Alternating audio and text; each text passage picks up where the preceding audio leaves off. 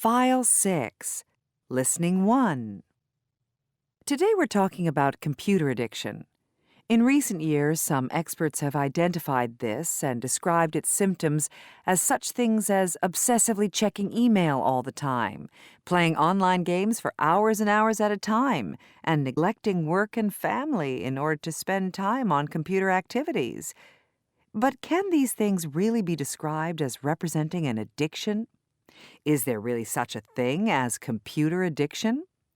There's a great deal of controversy among experts on this issue, with some saying there's no such thing as computer addiction. I'm talking to psychologist Colin Little. Colin, does computer addiction exist? Well, that's a tricky question. First of all, nobody can agree on a single definition of it. For example, nobody is addicted to a computer as a physical object, and most addictions have a physical dimension. And there are an enormous number of reasons why they might be on the computer. Because of this, they might spend ages in front of it. It's hard to know which could be called an addiction and which couldn't. The matter is further complicated by the fact that the computer, of course, has a great many benefits. Unlike things such as illegal drugs, there are a lot of perfectly good reasons why someone might be spending a great deal of time using a computer. But surely there must come a point when someone's computer use can genuinely be called an addiction. Well, there's no agreement on that.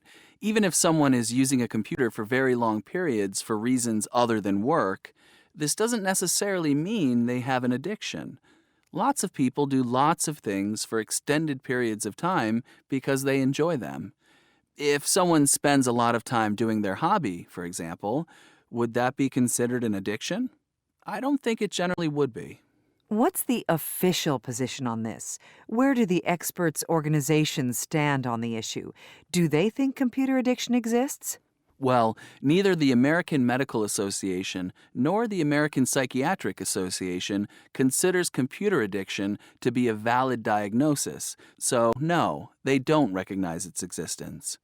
Both organizations also decided fairly recently that computer game addiction, which some people felt could be classified as a genuine addiction rather than the more vague and general idea of computer addiction, should not be declared an actual addiction.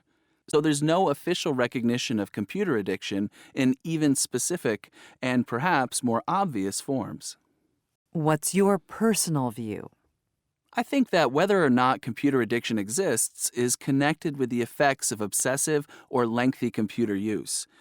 If it causes someone to withdraw from the real world into an artificial world, if it causes them to keep away from friends and family, if it causes emotional problems in the form of bad moods, if it affects work performance. If any of these things happen, then I think there is a strong case for labeling this problem as computer addiction.